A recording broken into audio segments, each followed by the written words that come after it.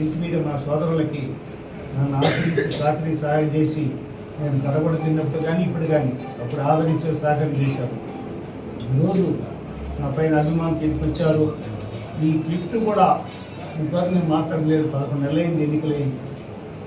ఈ 11 నెలల్లో ఇలాగ నేను ఎప్పుడు కూడా ప్రెస్ మీట్ లేను. అభివృద్ధి కార్యం సంక్షేమం వల్ల పెడతాను పోతాను, కానీ ఒకరి పైన దూషించాలి కానీ ఒక పైన మోసం చేయాలి కానీ కొట్టుది నాకు ఎలాంటి ఆలోచన లేదు. ఇంకా కూడా ఇలాంటి చర్యలు ఎందుకు తీసుకొని చేస్తున్నారు? వాళ్ళకి ప్రభుత్వ యంత్రం ఉంది, ఎస్పీలు ఉన్నారు, డిఎస్పీలు ఉన్నారు, సిఐలు ఉన్నారు. విచారించమని చెప్పండి, ఎంక్వైరీ పెట్టమని చెప్పండి, లేదా టచ్ చేయమని చెప్పండి. నేను ఎక్కడికైనా వస్తాను. నా తప్పుంటే చంద్రబాబుకి క్షమాపణ కొడతా, నా తప్పుంటే ప్రజల క్షమాపణ కొడతా, నా తప్పుంటే నిజంగా కూడా అది కదండి మీకు ప్రజలు సేవ చేయడం. మీకు ఎమ్మెల్యే పదవి కోసం ఇన్ఛార్జ్ కావాలని తిరుగుతున్నారండి. ఒక దళిత ఎమ్మెల్యే పైన ఇన్ఛార్జ్ చేసుకుని రావాలా? చేసుకుని తప్పే ఉంది, చేసుకోండి. నేను ప్రజల చేత ఎన్నుకోబడ్డ వాడిని, తెలుగుదేశం పార్టీ అభ్యర్థిని. చంద్రబాబు బిచ్చుగాడిని. నేను కార్యకర్తలు సేవ చేయడానికి వచ్చిన వాడిని. నా పైన ఇన్ని కుట్రలు కుతంత్రాలు మోసాలు చేస్తే ప్రజలు తిరగబడే రోజు వస్తుంది. ప్రజలు గమనిస్తున్నారు. నేను ముందులాగా కాదు. నేను ఒక చంద్రబాబు నాయుడికి భయపడి, తెలుగుదేశం క్రమశిక్షణ పార్టీ కాబట్టి భయపడి నేను క్రమశిక్షణతో పోతున్నాను.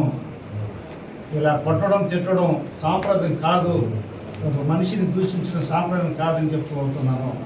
వాళ్ళకి ఎక్కడైనా కూడా నేను నాకు ఓటు అయిపోయినా పర్లేదు, ఎక్కడైనా కూడా కించొద్దు మాట అని నాకు కూడా చెప్పండి. నా పైన ఎక్కడైనా రిపోర్ట్ పెట్టమని కూడా చెప్పండి. నా పైన రిపోర్ట్ పెట్టించారు, నమ్మించి ద్రోహం చేశారు, గొంతు కోసారండి. విషయం కూడా కల్పించుంటారు. అటువంటి మిత్రద్రోహం చేసినటువంటి వాళ్ళు ఈ నియోజకవర్గ ప్రజలు అందరూ కూడా గమనించాలని మీ ద్వారా ఎలక్ట్రానిక్ ప్రింట్ మీడియా మనస్ఫూర్తి కోరుకుంటున్నాను. నా యొక్క విజ్ఞప్తి నా తెలుగుదేశం పార్టీ నాయకులకు ఎలా చెప్తే అలా నడుచుకోవడం, నాకు సహకారం చేయడం.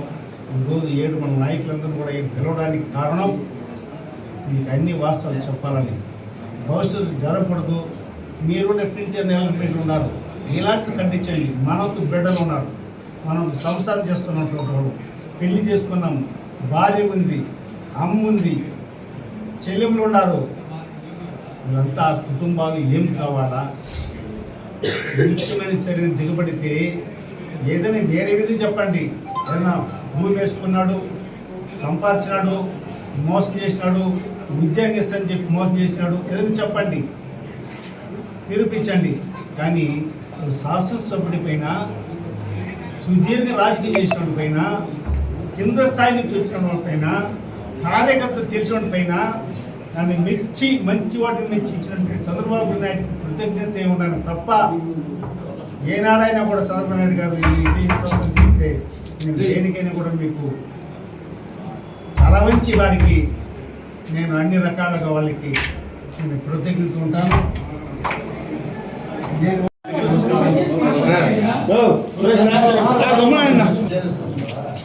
సత్యనికి సంబంధించి గౌరవ ముఖ్యమంత్రి వర్యులు నారా చంద్రబాబు నాయుడు గారు, యువ నాయకులు ప్రియతమ లోకేష్ గారు, వారి ఆశీస్సులు దీవెనతో ఈ సత్యవేట ప్రాంతానికి మార్చి 14వ తేదీ నాడు తెలుగుదేశం పార్టీ అభ్యర్థి ప్రకటించడం మీకు అందరికీ తెలిసిన విషయమే.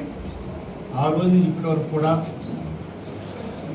వారు చెప్పిన కోచా ప్రకారం అభివృద్ధి కార్యక్రమాలు కానీ, సంక్షేమ కార్యక్రమాలు కానీ ప్రతి గ్రామానికి కూడా సహకరించాలన్న నెపంతో మీ అందరూ ఆశిస్తున్న జీవులతో తెలుగుదేశం పార్టీ కార్యకర్తలు కూడా నాకు సహకరించారు, సహాయం చేసిన వారందరూ కూడా మనస్ఫూర్తిగా ధన్యవాదాలు తెలియజేసుకుంటూ, ఈరోజు సత్యేడు ప్రాంతంలో నా పైన కుట్ర పన్ని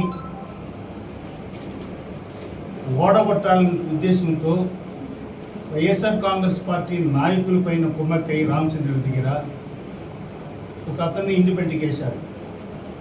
మరలా కాకుండా ఎక్కడో విశాఖపట్నం మనిషిని తీసుకొచ్చి మళ్ళా ఇంకో అతను కూడా ఇండిపెండెంట్ నానాభివృద్ధి సృష్టించి ప్రశాంతమైనటువంటి సత్య నియోజకవర్గంలో తెలుగుదేశం పార్టీని ఓడగొట్టాలని, నేను ఓడిపోవాలని